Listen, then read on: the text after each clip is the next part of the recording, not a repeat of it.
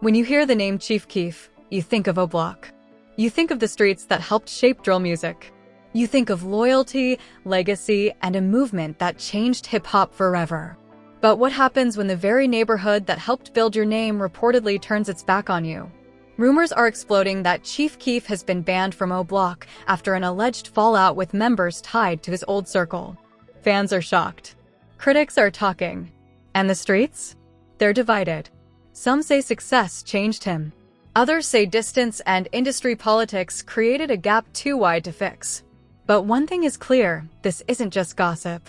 This is about loyalty, power, and the price of fame. For years, Chief Keef represented O-Block on the global stage. He turned local stories into platinum records and made the world pay attention to Chicago's drill scene. So how does someone go from hometown hero to rumored exile? Was it betrayal? Business disagreements? Or deeper tensions that have been building behind the scenes for years? If these reports are true, this could mark one of the most dramatic fallouts in drill history. The streets that once celebrated him might now be closing the door. And the question everyone is asking is simple. Did Chief Keef leave O-Block behind? Or did O-Block leave him first? This story is bigger than rap.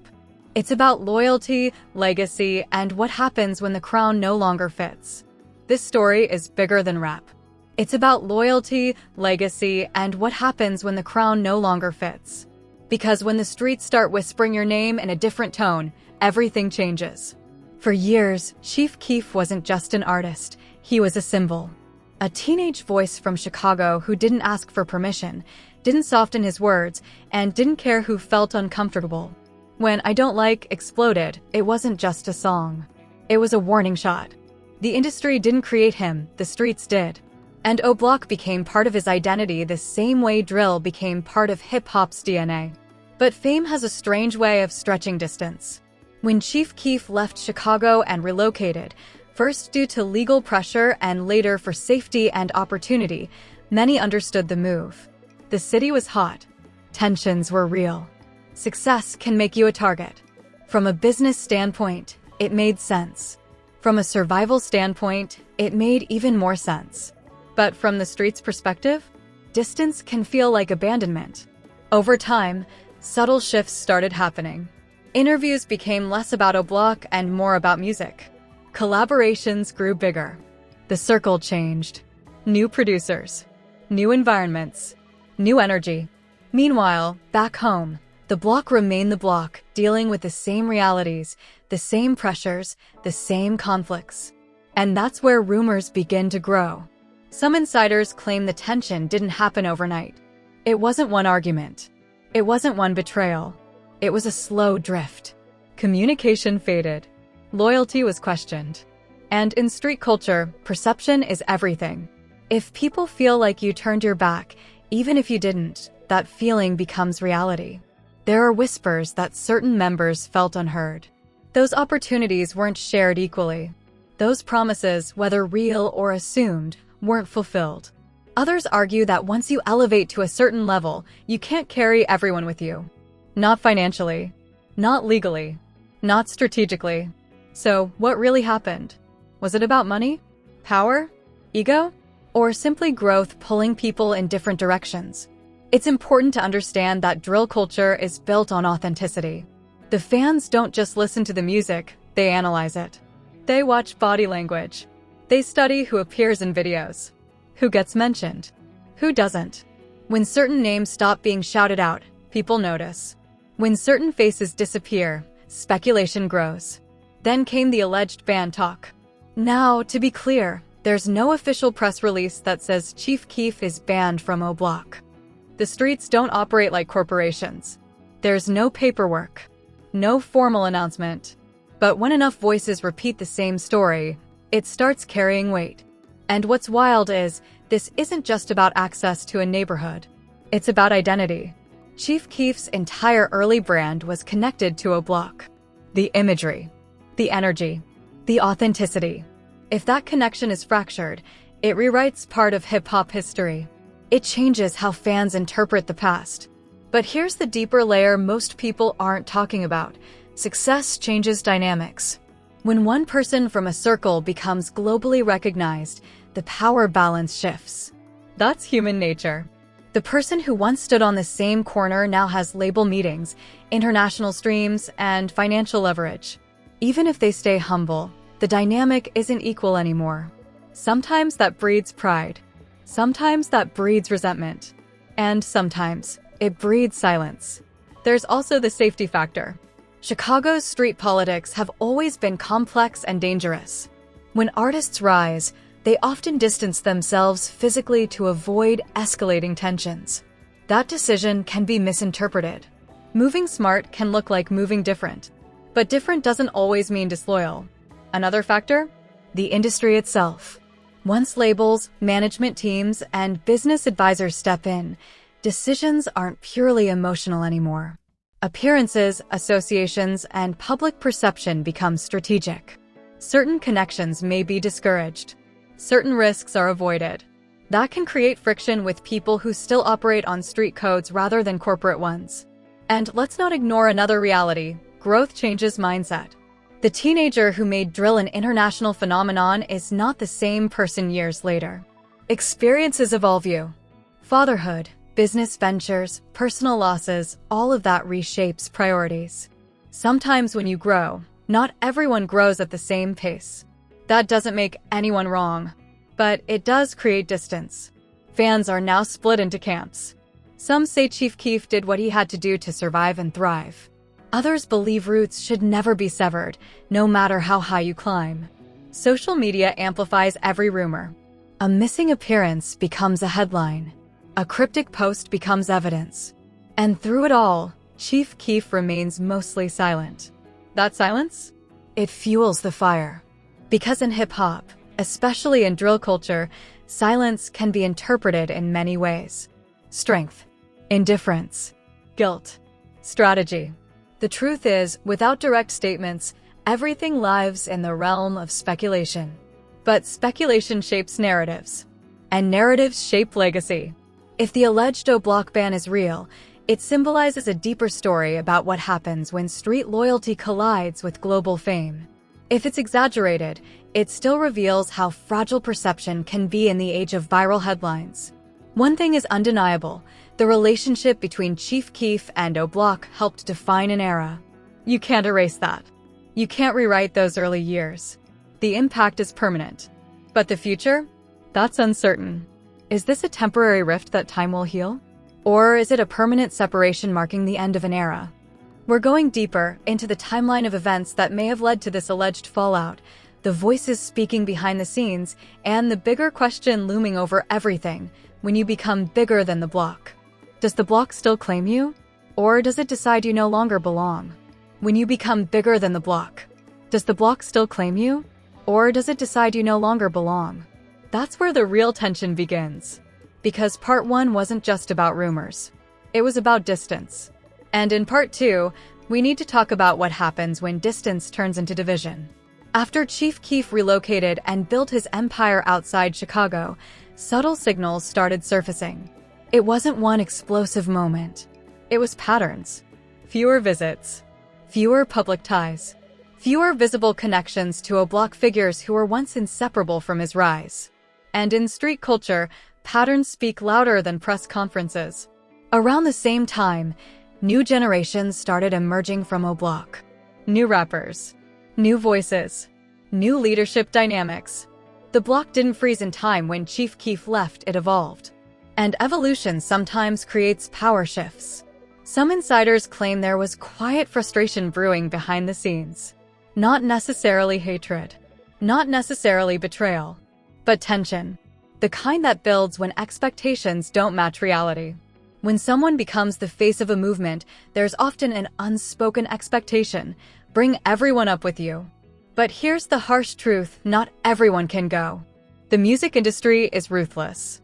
Labels don't sign neighborhoods. They sign individuals. Opportunities are selective. And sometimes when one person rises, others feel left behind, even if that was never the intention. Then came the whispers of "he switched up." That phrase is powerful in drill culture. It doesn't just question actions, it questions identity. Did success soften him? Did moving out of Chicago create a disconnect? Did business advisors influence who he could and couldn't associate with publicly? Or was he simply protecting himself? Remember, Chicago's street politics have always been volatile. When artists remain too visible in active conflicts, it can escalate tensions. Moving strategically isn't betrayal, it can be survival. But survival can look like separation. Social media poured gasoline on everything. Fans began dissecting interviews, noticing who he shouted out, who he didn't mention, who appeared in videos, and who disappeared completely. And then something bigger happened. Silence from both sides. No public reconciliation. No public war either. Just distance. That silence created a vacuum. And vacuums get filled with speculation. Some voices from Chicago circles hinted at tension without saying names. Others denied any official ban, but admitted relationships weren't the same. The word ban itself might be exaggerated, but emotionally, it felt real to many fans. Because here's what makes this shocking. Chief Keef wasn't just affiliated with O-Block. He helped turn it into a global name. Before drill exploded internationally, most people outside Chicago didn't even know what O-Block was. His early music put that location into hip-hop history. So the idea of him being unwelcome there feels almost symbolic. Like a founder being locked out of his own origin story. But let's go deeper.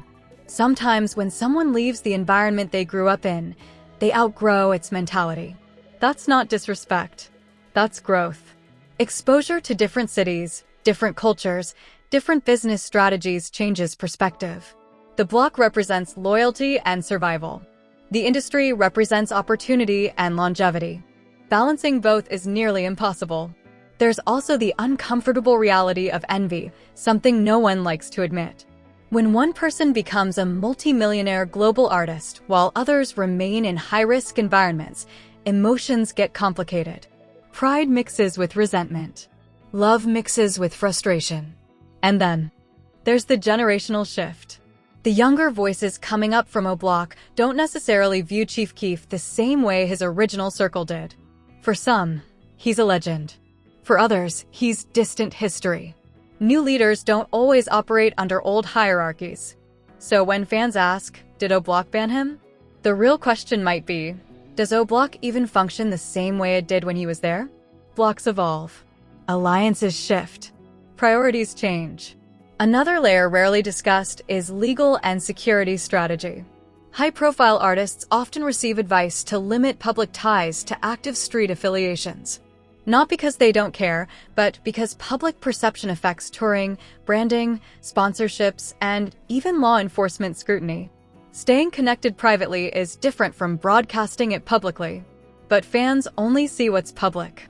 And perception becomes reality. The shocking part of this entire narrative isn't whether a literal ban exists. It's the idea that one of drill's most influential pioneers might feel disconnected from the place that shaped him. That's heavy. Because hip-hop mythology is built on never forgetting where you came from. When that narrative cracks, even slightly, people react emotionally. But here's something even more powerful. Chief Keef's impact on drill is untouchable. Whether he steps foot in O-Block tomorrow or never again, the history is cemented. The influence is permanent. The blueprint was already drawn. And sometimes legends outgrow locations. That doesn't erase loyalty. It complicates it. There's also a possibility that this entire controversy is magnified by internet culture. In the past, disagreements stayed local. Today, a single rumor becomes a viral headline within hours. Banned from O-Block spreads faster than context ever could. Drama generates clicks. Clicks generate narratives. Narratives reshape reputations. So, is this fallout real? Partially misunderstood? Or completely exaggerated? The truth likely lives somewhere in the middle. Relationships change. People grow apart. Expectations shift. That doesn't always equal betrayal. But the emotional reaction from fans shows how deeply Chief Keef and O-Block are connected in hip-hop's collective memory. If there truly is tension, it reflects a larger theme in rap history, the complicated relationship between street credibility and mainstream success. You can't fully belong to both worlds forever. At some point, a choice is made, intentionally or naturally. And sometimes the block feels that choice before the artist ever announces it. The real shock isn't that a distance exists. The real shock is realizing that even icons aren't immune to the pressures of growth, loyalty, and survival. Because in the end, this isn't just about one rapper and one neighborhood. It's about what happens when the environment that made you can no longer contain who you've become. And that might be the most powerful and painful part of this entire story. If Chief Keef walked back into O Block tomorrow, would he be welcomed as a legend? Or viewed as a stranger? If Chief Keef walked back into O Block tomorrow, would he be welcomed as a legend or viewed as a stranger? That's the question hanging in the air. Because by now, this story isn't about a rumor. It's about identity. It's about evolution. It's about what happens when time changes people faster than loyalty can keep up. And to understand the final chapter, you have to understand one thing: no one stays the same. The teenager who once stood on Chicago blocks recording raw drill tracks is not the same man today. Chief Keef grew up in front of the world. From house arrest freestyles to platinum plaques, his journey wasn't just musical, it was transformational. But growth creates distance. And distance creates perspective. From the outside looking in, people see ban. They see headlines. They see drama. But from the inside, it may simply be two different worlds that no longer operate on the same frequency. O Block represents roots. Chief Keef now represents legacy. And sometimes roots and legacy don't walk side by side forever. One of the most shocking truths in this entire situation is that loyalty in street culture is deeply emotional, but survival in the music industry is deeply strategic. When those two philosophies collide, somebody always feels misunderstood. If Chief Keef chose peace over presence, that's strategy. If O Block chose pride over publicity, that's identity. Neither side has to be wrong for there to be tension. Another layer people overlook is trauma. The Chicago drill era was not just viral, it was violent. Losses happened. Friends were gone. Enemies were real. Fame amplified everything. When you've experienced that level of intensity, sometimes the healthiest move is distance. Distance isn't betrayal. Sometimes it's healing. But healing doesn't always look loyal from the outside. And let's be honest, hip-hop fans romanticize the struggle. They want artists to stay connected to the streets forever. They celebrate the grind, but rarely understand the cost. The truth is, remaining physically tied to dangerous environments after achieving success can be reckless. Growth demands separation. But separation hurts. If there truly is friction between Chief Keef and certain figures from O Block, it likely stems from expectations that were never clearly communicated. Maybe some felt promises were implied. Maybe others felt entitled to shared success. Maybe Chief Keef felt pressure he never agreed to carry. Fame magnifies unspoken assumptions, and silence magnifies everything else. What makes this final chapter powerful isn't whether a literal ban exists, it's the symbolism. The idea that the birthplace of drill and one of its founding voices might no longer be in sync feels like the end of an era. But here's the twist most people don't see: legends aren't confined to locations. Chief Keef's influence already transcended O Block years ago.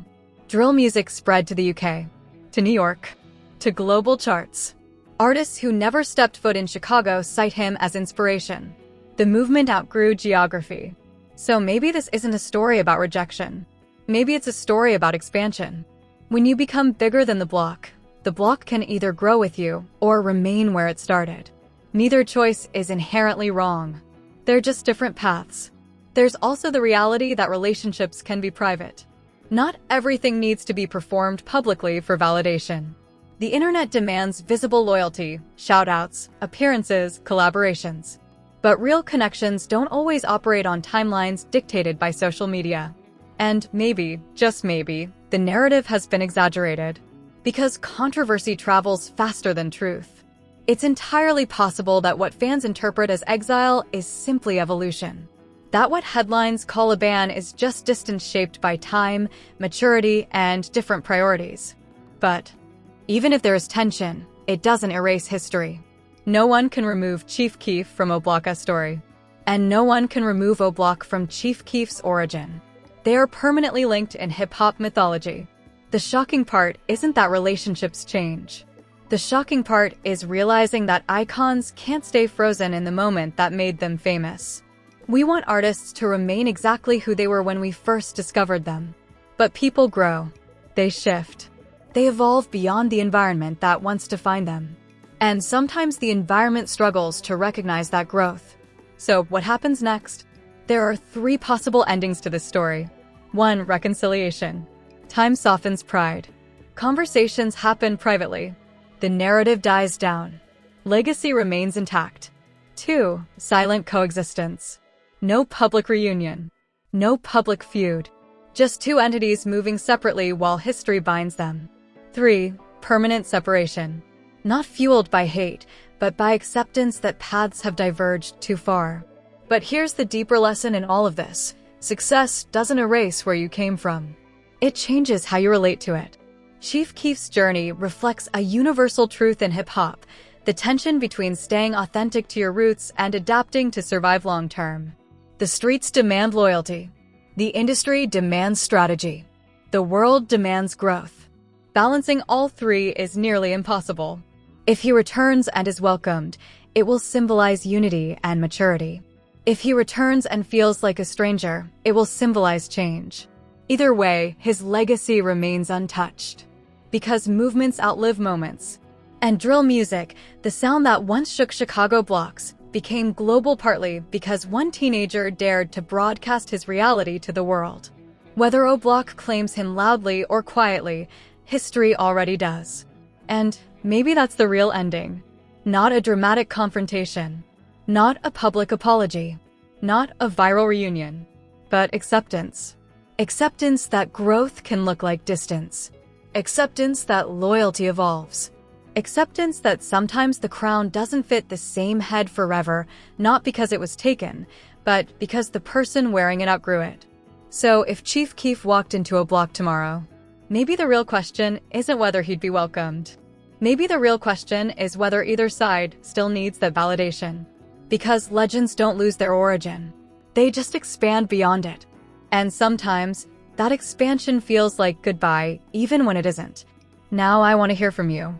After everything we broke down about Chief Keef and the alleged O-Block situation, what do you really think? Is this a case of betrayal or growth? Did success create distance, or is the internet blowing normal evolution out of proportion? Drop your opinion in the comments right now. Don't just say W or L, explain your perspective. Do you think the block should always come first no matter how big you get? Or do you believe survival and strategy matter more than optics? If you rocked with this deep breakdown, make sure you hit that like button so more real hip-hop fans can see this conversation. Subscribe to the channel for more unfiltered drill stories, industry secrets, and behind-the-scenes breakdowns they don't want you thinking about. And turn on post notifications so you never miss when we drop Part 4 level investigations like this. Share this video with someone who really understands drill culture, because this debate is bigger than one artist.